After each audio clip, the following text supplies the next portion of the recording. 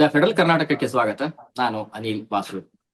ಬೆಂಗಳೂರಿನಲ್ಲಿ ಮೆಟ್ರೋ ಪ್ರಯಾಣ ದರ ಹೆಚ್ಚಾಗಿದೆ. ಹೀಗಾಗಿ ಜನರು ಒಂದು ಮೆಟ್ರೋವನ್ನ ಬಿಟ್ಟು ರಸ್ತೆ ಸಾರಿಗೆಯತ್ತ ಮುಖ ಮಾಡಿದ್ದಾರೆ. ರಸ್ತೆ ಸಾರಿಗೆಯತ್ತ ಮುಖ ಮಾಡಿರೋದ್ರಿಂದಾಗಿ ಅದರ ಪರಿಣಾಮ ನೇರವಾಗಿ ಒಂದು ಪರಿಸರದ ಮೇಲಾಗ್ತಿದೆ. ಪರಿಸರ ಮಾಲಿನ್ಯ ಹೆಚ್ಚಾಗ್ತಾ ಇದೆ. ಯಾಕಂತಂದ್ರೆ ಹೆಚ್ಚಿನ ಜನರು ತಮ್ಮ ಸ್ವಂತ ವಾಹನಗಳು ಅದೇ ರೀತಿಯಾಗಿ ರಸ್ತೆ ಸಾರಿಗೆಯತ್ತ ಮುಖ ಮಾಡಿರೋದ್ರಿಂದಾಗಿ ಪರಿಸರ ಮಾಲಿನ್ಯ ಹೆಚ್ಚಾಗಿದೆ ಎಂಬಂತ ಒಂದು ವರದಿಯನ್ನ ಇಂಡಿಯನ್ ಇನ್ಸ್ಟಿಟ್ಯೂಟ್ ಆಫ್ ಸೈನ್ಸ್ ಬಿಡುಗಡೆ ಮಾಡಿದೆ. ಈಗಾಗಲೇ ಮೆಟ್ರೋ ಹೇಳಿರುವಂತೆ ಅಧಿಕೃತವಾಗಿ 10.5% ಪ್ರಯಾಣಿಕರ ಇಳಿಕೆಯಾಗಿದೆ. ಅಂದ್ರೆ ದಿನಕ್ಕೆ ಸುಮಾರು 90-1 ಲಕ್ಷದಷ್ಟು ಜನ ಏನಿದ್ದಾರೆ ಅವರು ಮೆಟ್ರೋದಿಂದ ವಿಮುಖರಾಗಿದ್ದಾರೆ, ಅಷ್ಟು ಪ್ರಯಾಣಿಕರು ಎಂಬಂತ ಒಂದು ಮಾಹಿತಿಯನ್ನ ಕೊಟ್ಟಿರುವಂತದ್ದು. ಹೀಗಾಗಿ ಅದರ ನೇರ ಪರಿಣಾಮ ವಾಯು ಮಾಲಿನ್ಯದ ಮೇಲೆ ಆಗ್ತಿದೆ. ಸರ್ಕಾರ ಯಾವ ರೀತಿಯಂತ ಕ್ರಮಗಳನ್ನ ಕೈಗೊಳ್ಳಬೇಕಾಗಿತ್ತು, ಮೆಟ್ರೋ ಪ್ರಯಾಣ ದರವನ್ನು ಯಾವ ರೀತಿಯಾಗಿ ಕಡಿಮೆ ಮಾಡಬೇಕಾಗಿತ್ತು, ಆದ್ರೆ ಅದಕ್ಕೆ ಮುಂದಾಗಿಲ್ಲ. ಹೀಗಾಗಿ ಜನರು ಕೂಡ ತಮಗೆ ಕಡಿಮೆ ಆಗುವಂತ ಒಂದು ರಸ್ತೆ ಸಾರಿಗೆಯತ್ತ ಮುಖ ಮಾಡಿರುವಂತದ್ದು. ಹೀಗಾಗಿ ಇದು ಯಾವ ರೀತಿಯಾಗಿ ಪರಿಸರದ ಮೇಲೆ ಪರಿಣಾಮವನ್ನು ಉಂಟಾಗ್ತದೆ ಮತ್ತು ಪರಿಸರದ ಮೇಲೆ ಉಂಟಾಗುವ ಪರಿಣಾಮದಿಂದಾಗಿ ಮುಂದಿನ ಹಂತದಲ್ಲಿ ಆಗುವಂತಹ ಬೆಂಗಳೂರಿಗರು ಎದುರಿಸಬೇಕಾದಂತಹ ಒಂದು ಅನಾಹುತಗಳೇನು, ಈ ಒಂದು ವಿಚಾರದ ಬಗ್ಗೆ ಮಾತನಾಡೋದಕ್ಕೆ ನಮ್ಮೊಂದಿಗೆ ಈಗ ಪರಿಸರ ತಜ್ಞರಾಗಿರುವಂತಹ ಡಾಕ್ಟರ್ ದಿನೇಶ್ ಹೇರಹೊಳ್ಳಿ ಅವರಿದ್ದಾರೆ. ದಿನೇಶ್ ಸರ್, ತಮಗೆ ಕಾರ್ಯಕ್ರಮಕ್ಕೆ ಸ್ವಾಗತ. ನಮಸ್ಕಾರ ಸರ್, ಈ ಪರಿಸರ ಮಾಲಿನ್ಯ ಅಂದ್ರೆ ಮೆಟ್ರೋ ಸಹಜವಾಗಿಯೇ ತಮಗೂ ಗೊತ್ತಿರುವಂತಹ ವಿಚಾರ, ಪ್ರಯಾಣ ದರ ಏರಿಕೆ ಮಾಡಿರೋದ್ರಿಂದಾಗಿ ಜನರು ತಮಗೆ ಯಾವುದು ಸುಲಭವಾಗ್ತದೆ, ಯಾವುದು ಒಂದು ಕಡಿಮೆ ಒಂದು ಖರ್ಚಿನಲ್ಲಿ ಒದಗುತ್ತದೆ ಅಂತ ಒಂದು ಪ್ರಯಾಣಕ್ಕೆ ಮುಂದಾಗಿರುವಂತದ್ದು. ಈಗ ಇದು ಯಾವ ರೀತಿ ಆಗ್ತದೆ, ಎಷ್ಟು ಮಟ್ಟಿಗೆ ಇದು ಒಂದು ವಾಯು ಮಾಲಿನ್ಯ ಮೇಲೆ ಪರಿಣಾಮವನ್ನು ಬೀರುತ್ತಿರುವಂತದ್ದು? ಇದು ಏನಂದ್ರೆ ನಾವು ಪಬ್ಲಿಕ್ ಟ್ರಾನ್ಸ್ಪೋರ್ಟ್ ಅನ್ನ ಬಳಸೋದೇನೆ ಮೂಲವಾಗಿ ಏನು ಪ್ರೈವೇಟ್ ಇಂಡಿವಿಜುವಲ್ ನಾವು ವೆಹಿಕಲ್ ಗಳನ್ನ ಕಡಿಮೆ ಮಾಡೋದ್ರಿಂದ ನಮ್ಮ ಏನು ವಾಯುಮಂಡಲ ನಾವೇನು ಕಾರ್ಬನ್ ಡೈಆಕ್ಸೈಡ್, ಕಾರ್ಬನ್ ಮಾನಾಕ್ಸೈಡ್ ನಾವು ಹೊರಸೂಸೋದನ್ನ ಕಡಿಮೆ ಮಾಡೋದಕ್ಕೋಸ್ಕರ ನಾವು ಸಮೂಹ ಸಾರಿಗೆಯನ್ನ ಬಳಸಿ ಅಂತ ಉತ್ತೇಜನ ಕೊಡ್ತೀವಿ. ಇವತ್ತು ಇಡೀ ದೇಶದಲ್ಲಿ, ಪ್ರಪಂಚದಲ್ಲಿ ಗ್ಲೋಬಲ್ ವಾರ್ಮಿಂಗ್ ಅನ್ನೋದು ಒಂದು ದೊಡ್ಡ ಪಿಡುಗ. ಗ್ಲೋಬಲ್ ವಾರ್ಮಿಂಗ್ ಏನಕ್ಕೆ ಇವತ್ತು ಫ್ಲಡ್ಗಳಾಗ್ತಾ ಇದೆ? ಯಾಕಂದ್ರೆ ಇದ್ರ ಬಗ್ಗೆ ಸಂಪೂರ್ಣ ಮಾಹಿತಿ ಒಂದು ಡಾಕ್ಯುಮೆಂಟ್ ಅಲ್ಲಿ ಇದೆ, ಬಿಫೋರ್ ದ ಫ್ಲಡ್ ಅಂತ ಒಂದು ಡಾಕ್ಯುಮೆಂಟ್. ಅದನ್ನ ಅರ್ತ್ ಅಲಯನ್ಸ್ ಅಂತ ಒಂದು ಅಮೆರಿಕದಲ್ಲಿರುವಂತ ಒಂದು ಅವರು ಗ್ಲೋಬಲ್ ಏನು ಈ ಗ್ಲೋಬಲ್ ವಾರ್ಮಿಂಗ್ ಅಗೇನಿಸ್ಟ್ ಒಂದು ಸಂಸ್ಥೆ ಕೆಲಸ. ಈ ಸಂಸ್ಥೆ ಆಲ್ ಓವರ್ ದ ವರ್ಲ್ಡ್ ಎಲ್ಲಾ ಕಡೆ ಸುತ್ತಿ ಈ ಮಾಲಿನ್ಯತೆಯಿಂದ ಗ್ಲೋಬಲ್ ವಾರ್ಮಿಂಗ್ ಆಗ್ತಾ ಇದೆ, ಅದರಿಂದ ಫ್ಲಡ್ಗಳಾಗ್ತಾ ಇದೆ, ಅರ್ಥಕ್ವಿಕ್ ಆಗ್ತಾ ಇದೆ, ಇದ್ರ ಬಗ್ಗೆ ಸಂಪೂರ್ಣ ಮಾಹಿತಿಯನ್ನ ಕೊಟ್ಟಿದ್ದಾರೆ. ಅಂದ್ರೆ ಇವತ್ತು ನಾವು ಬೆಂಗಳೂರಿನಲ್ಲಿ ಸುಮಾರು 1.5 ಕೋಟಿ ಜನಸಂಖ್ಯೆ ವಾಸ ಮಾಡ್ತಾರೆ. ಈ 1.5 ಕೋಟಿ ಜನಸಂಖ್ಯೆನಲ್ಲಿ ಸುಮಾರು 8 ಲಕ್ಷ ಜನ ಮೆಟ್ರೋ ಸಾರಿಗೆನ ಅವಲಂಬಿತರಾಗಿ. ಅದರಿಂದ ಕೇವಲ ವಾಯುಮಾಲಿನ್ಯ ಒಂದೇ ಅಲ್ಲ, ಟೈಮ್ ಸೇವ್ ಆಗ್ತಿತ್ತು. We can prevent lot of accidents. ಯಾಕಂದ್ರೆ ನಾವು ಅದನ್ನು ಒಂದು ಕನ್ಸಿಡರೇಷನ್ ತಗೋಬೇಕು. ಯಾಕಂದ್ರೆ ಇವತ್ತು ನಮ್ ದೇಶದಲ್ಲಿ ಏನಾಗ್ತಾ ಇದೆ, ಈಗ ಉಕ್ರೇನ್ ರಷ್ಯಾ ಏನ್ ಯುದ್ಧ ನಡೆದು 1.5 ಲಕ್ಷ ಜನ ಸತ್ತಿದೆ. ಬಟ್ ನಮ್ ದೇಶದಲ್ಲಿ ಕೇವಲ ಆಕ್ಸಿಡೆಂಟ್ಸ್ ಅಲ್ಲೇ 1,80,000 ಜನ ಸತ್ತಿದೆ. ಇದು one of the major important aspect. ಅದರಲ್ಲಿ ಎಲ್ಲ 18ರಿಂದ 40 ವರ್ಷ ವಯಸ್ಸವರೇ ಹೈಯೆಸ್ಟ್ ಡೆತ್ ರೇಟ್, ಅಂದ್ರೆ ದುಡಿಯೋವರೇ ಸಾಯ್ತಾರೆ ಬಿಕಾಸ್ ಆಫ್ ರೋಡ್ ಆಕ್ಸಿಡೆಂಟ್. ಈ ಸಮೂಹ ಸಾರಿಗೆ ಇವತ್ತೇನು ಮೆಟ್ರೋ ಪ್ರೈಸ್ ನ ಜಾಸ್ತಿ ಮಾಡಿರೋದ್ರಿಂದ ಇವತ್ತು ವಾಯು ಮಾಲಿನ್ಯ ಅನ್ಕಂಟ್ರೋಲ್ ಲೆವೆಲ್ಗೆ ಹೋಗ್ತಾ ಇದೆ.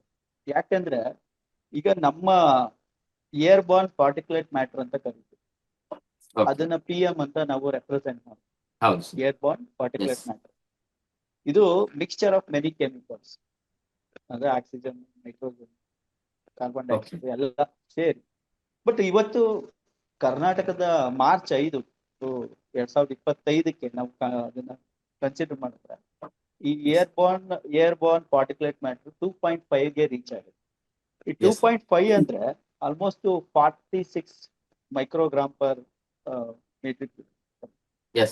ಸೊ ಈ ಪ್ರಮಾಣದ್ದು ಯಾವ ಲೆವೆಲ್ಗೆ ಹೋಗ್ತಾ ಇದೆ ಅಂದ್ರೆ, ನಾವು ಇದನ್ನ ಏರ್ ಕ್ವಾಲಿಟಿ ಇಂಡೆಕ್ಸ್ಗೆ ಕಂಪೇರ್ ಮಾಡಕ್ ಹೋದಾಗ ಇದು 102ಕ್ಕೆ ರೀಚ್ ಆಗ್ತಾ ಇದೆ. 102 that indicates the poor air quality.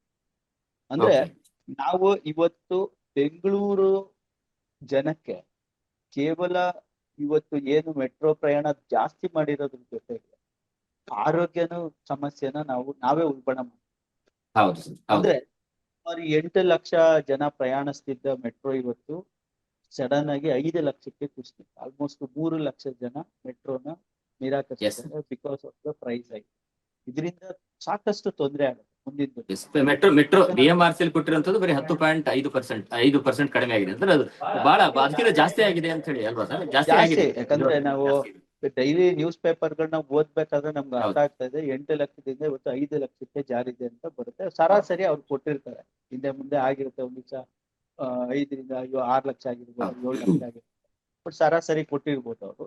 But ನಾನ್ ಹೇಳೋ ಪ್ರಕಾರ ಇವತ್ತು ಮೆಟ್ರೋ ದರನ ಯಾತಕ್ಕೆ ಏರ್ಸಿದಾರೆ ಗೊತ್ತಿಲ್ಲ. ಅವ್ರ ಹತ್ರ ರೈಲ್ಗಳಿಲ್ವೋ ಅಥವಾ ಅದಕ್ಕೆ ಮೂಲಭೂತ ಸೌಕರ್ಯಗಳಿಲ್ವೋ, ಯಾಕಂದ್ರೆ ಲೋಡಿಂಗ್ ಜಾಸ್ತಿ ಇದೆಯೋ ಅದನ್ನ ಅವಾಯ್ಡ್ ಮಾಡಬೇಕು, ಅಥವಾ ರಾಜ್ಯ ಸರ್ಕಾರ ಹೇಳಿರುವಂತ ಅವರ ಒಂದು 400 ಕಿಲೋಮೀಟರ್ ಎಕ್ಸ್ಟೆನ್ಷನ್ಗೆ ಅವ್ರ ಹತ್ರ ದುಡ್ಡಿಲ್ಲ, ನೀವೇ ಕಲೆಕ್ಟ್ ಮಾಡ್ಕೊಳ್ಳಿ ಅಂತ ಹೇಳಿರ್ಬೋದು.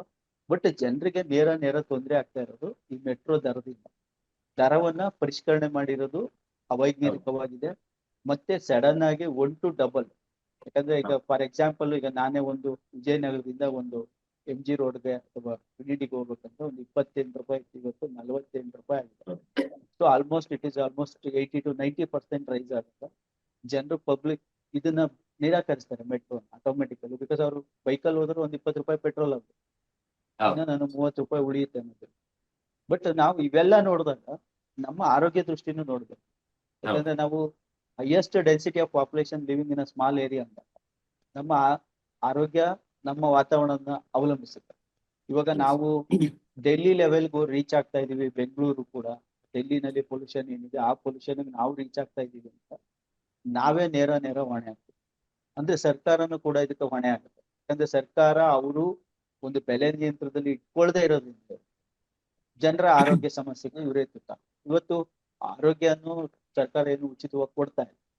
ಆರೋಗ್ಯದ ಸಮಸ್ಯೆ ಬಂದಾಗ ನಾವು ಸಾಕಷ್ಟು ತೊಂದರೆಗಳು. ಇವತ್ತು ಇಂಡಿಯಾದಲ್ಲಿ ಸುಮಾರು 17% ವರ್ಲ್ಡ್ ಅಲ್ಲಿ ಅಂದ್ರೆ WHO ಇವತ್ತು ಕೊಟ್ಟಿರೋದು 17% ಜನ ಬರೀ ವಾಯುಮಾಲಿನ್ಯದಿಂದ ಸಾಯ್ತಾ ಇದ್ದಾರೆ.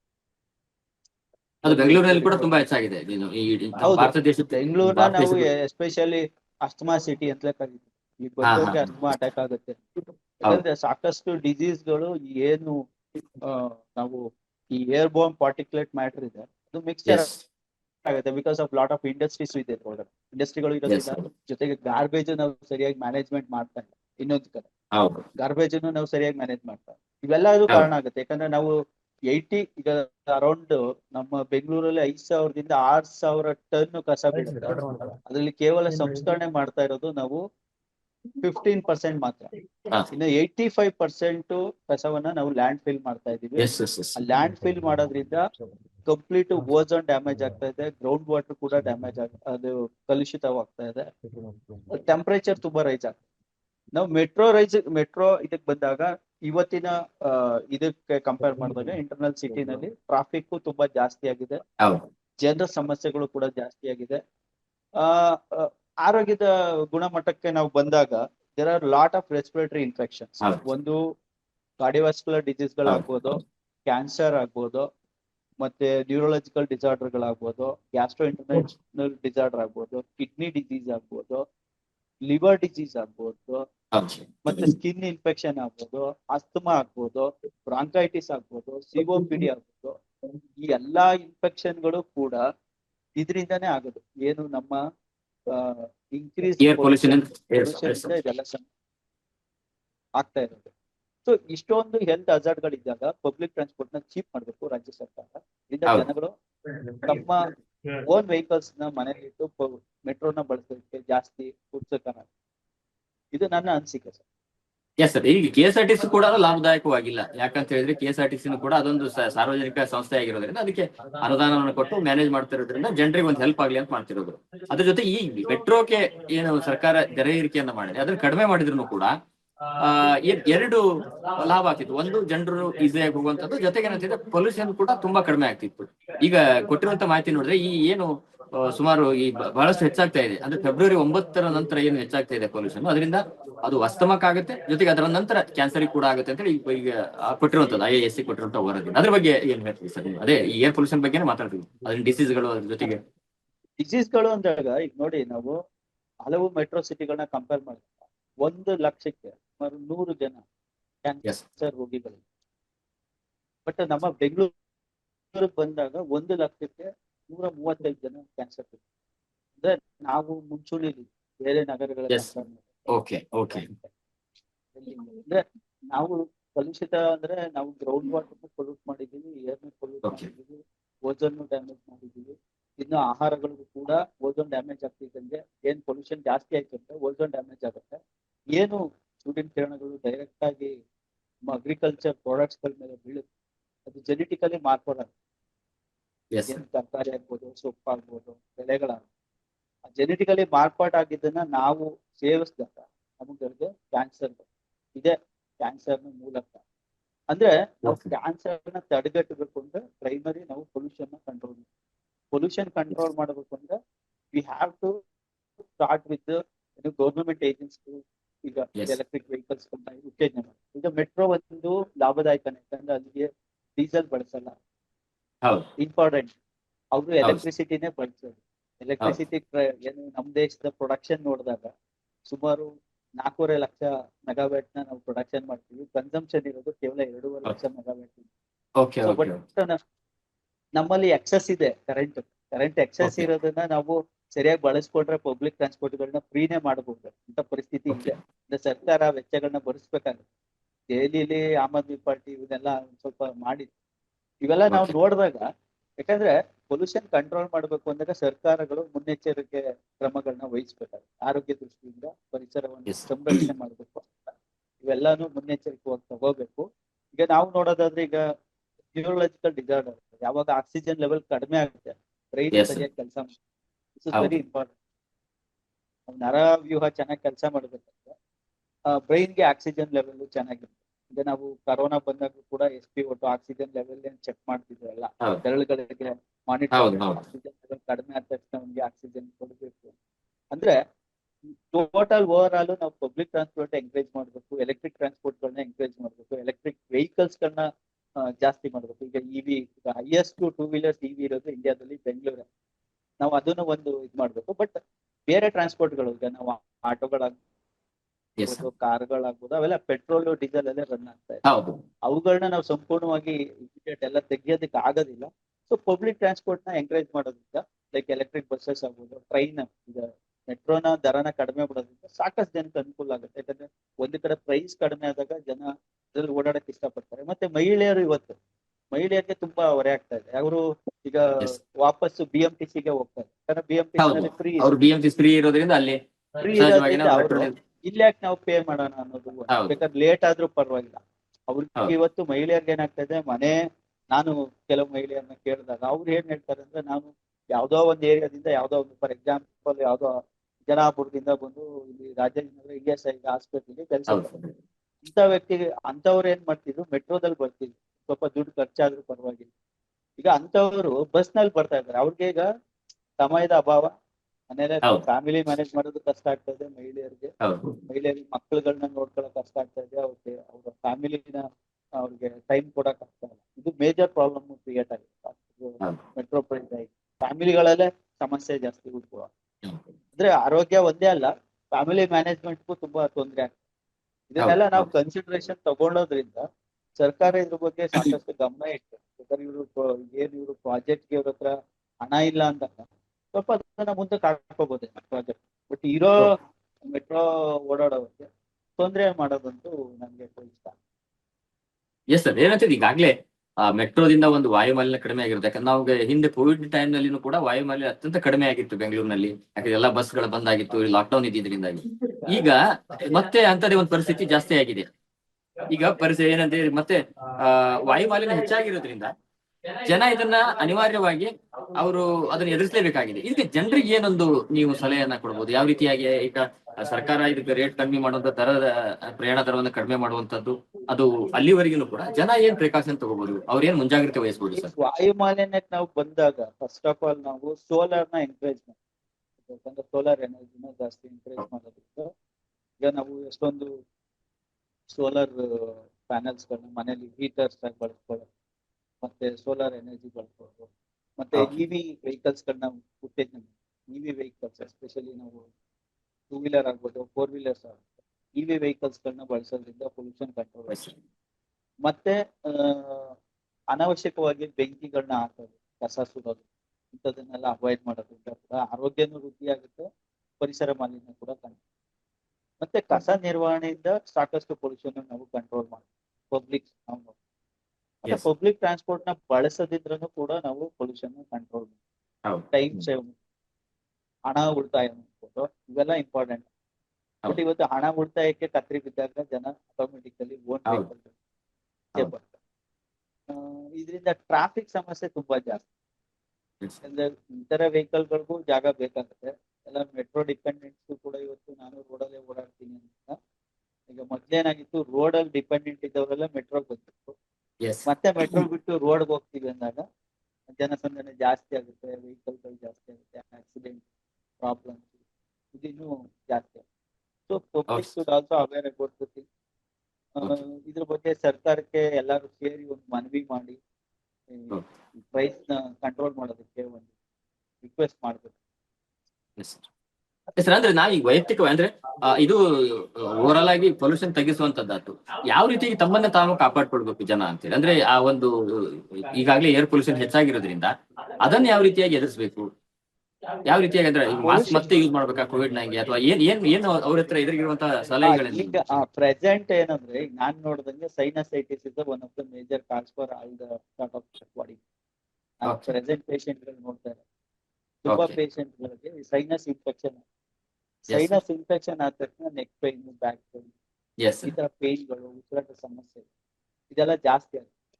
ಸೊ ನಾವು ಜನರು ಏನ್ ಮಾಡ್ಬೇಕಂದ್ರೆ, ಈಗ ತುಂಬಾ ಪೊಲ್ಯೂಷನ್ ಇರೋ ಕಡೆಗಳಿಗೆ N95 ಮಾಸ್ಕ್ ಹಾಕೋಬಹುದು, ಇಲ್ಲ ನಾರ್ಮಲ್ ಮಾಸ್ಕ್ ಗಳು ಹಾಕೊಂಡು ಓಡಾಡಬಹುದು.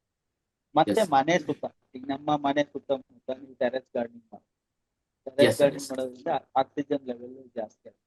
ಮನೆ ಸುತ್ತ ಫುಟ್ಪಾತ್ ಗಳಲ್ಲಿ ಸ್ವಲ್ಪ ಇಲ್ಲ ಜಾಗ ಇದ್ರೆ ಅಲ್ಲಿ ಒಂದು ಗಿಡಗಳ ಹಾಕಿ ಅದನ್ನ ಮರಗಳ ಬೆಳೆಸೋದ್ರಿಂದ ನಿಮ್ಗೆ ಆಕ್ಸಿಜನ್ ಲೆವೆಲ್ ಜಾಸ್ತಿ. There are some indoor plants ಗಳಿದೆ.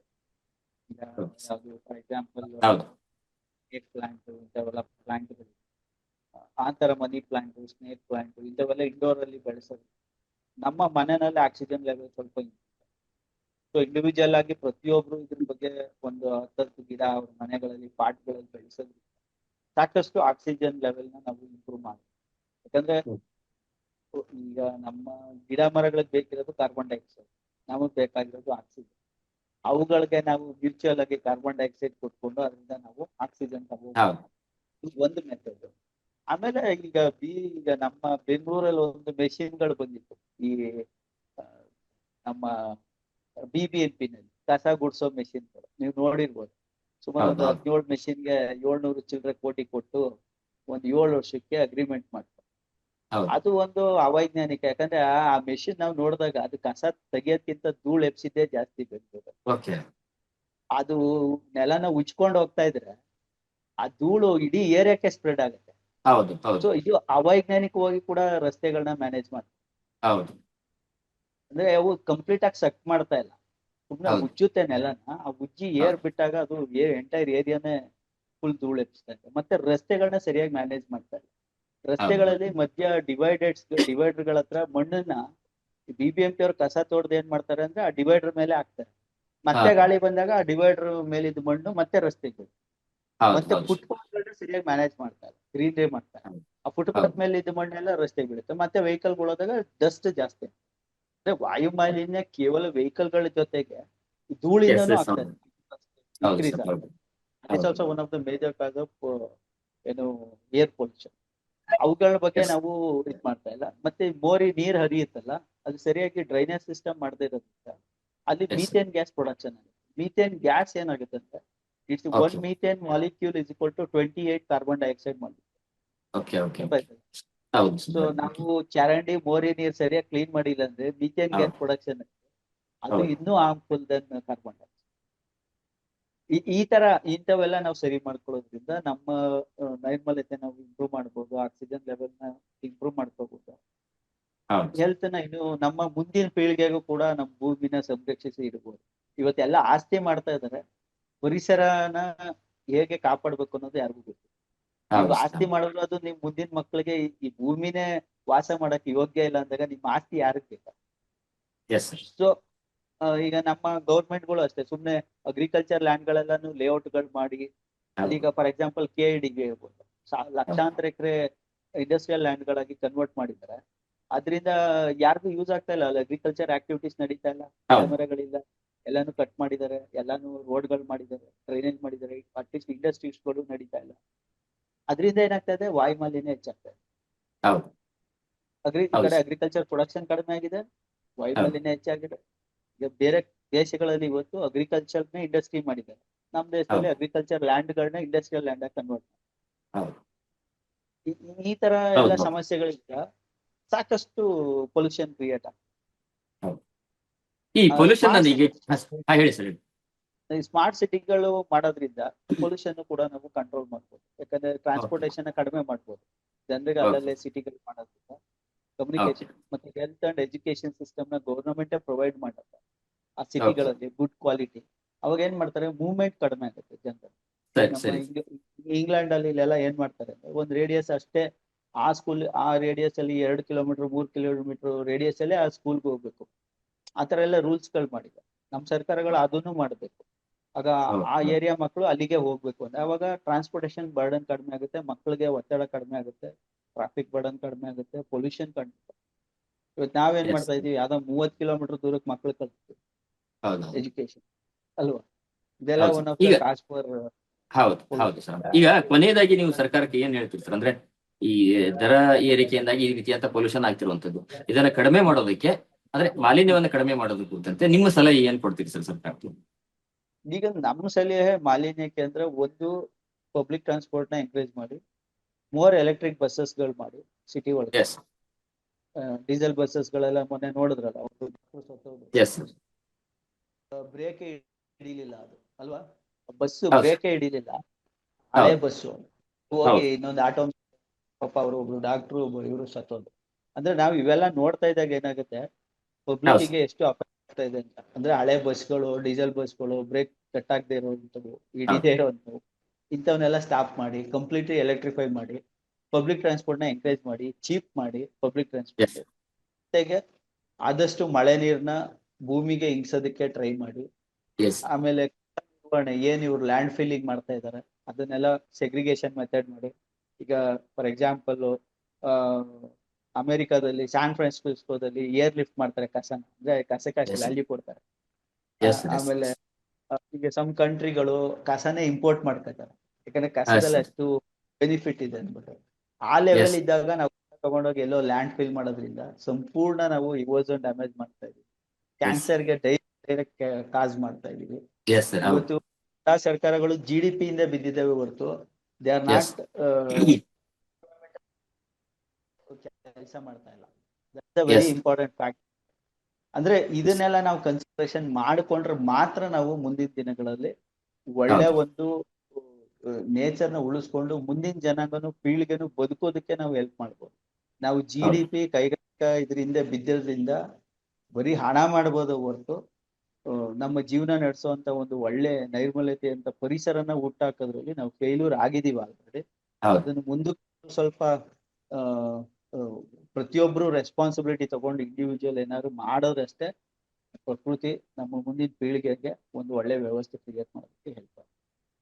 ಹೌದು ಸರ್, ಖಂಡಿತವಾಗಿಯೂ ಕೂಡ ಈವರೆಗೂ ಕೂಡ ನಿಮ್ಮ ಒಂದು ಏನು ಸಲಹೆಗಳಿದ್ದಾವೆ, ಜೊತೆಗೆ ಏನಂದ್ರೆ ಈ ಒಂದು ಪರಿಸರ ಮಾಲಿನ್ಯಕ್ಕೂ ಮತ್ತು ಸಾರ್ವಜನಿಕ ಏನು ಪ್ರಯಾಣಿಕರ ಒಂದು ವಾಹನಗಳಿಗೆ ಯಾವ ರೀತಿಯಂತ ಸಂಬಂಧ ಇದೆ, ಜೊತೆಗೆ ಸರ್ಕಾರ ಏನೆಲ್ಲ ಕ್ರಮಗಳನ್ನ ಕೈಗೊಳ್ಳಬಹುದು. ಯಾಕಂತ ಹೇಳಿದ್ರೆ ಮೆಟ್ರೋ ಪ್ರಯಾಣ ದರವನ್ನ ಕಡಿಮೆ ಮಾಡಿದ್ರೆ ಅದರ ನೇರ ಪರಿಣಾಮ ವಾಯು ಮಾಲಿನ್ಯ ಕೂಡ ಕಡಿಮೆ ಆಗ್ತದೆ ಎಂಬಂತ ಒಂದು ಸಲಹೆ ಅಥವಾ ಹೇಳಿಕೆಯನ್ನ ಕೊಡ್ತಾ ಇದ್ದೇನೆ. ಹೀಗಾಗಿ ನೋಡೋಣ ಸರ್, ಸರ್ಕಾರ ಏನು ಮೆಟ್ರೋ ದರವನ್ನ ಕಡಿಮೆ ಮಾಡ್ತದೆ ಅಥವಾ ಇದೇ ರೀತಿಯಾಗಿ ಮತ್ತಷ್ಟು ಬೆಂಗಳೂರಿನ ವಾಯು ಮಾಲಿನ್ಯ ಹೆಚ್ಚಾಗೋದಕ್ಕೆ ಕಾರಣ ಆಗ್ತದೆ ಅಂತ ಹೇಳಿ ಈವರೆಗೂ ಕೂಡ ನಮ್ಮ ಒಂದು ಸಂದರ್ಶನದಲ್ಲಿ ಭಾಗವಹಿಸಿದ್ದಕ್ಕಾಗಿ ತಮಗೆ ಧನ್ಯವಾದಗಳು.